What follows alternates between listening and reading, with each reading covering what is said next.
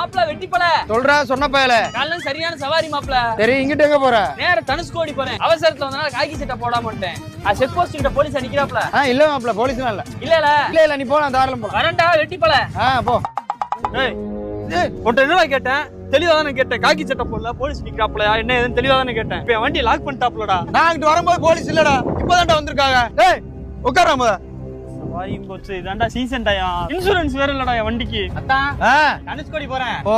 சரியான சவாரி. Customer வேமாவான்னு phone எடுத்துட்டே இருந்தாப்ல. நான் பாட்டுக்கு அவசரத்துல கையில கிட்ட டவுசரோட வந்துட்டேன்.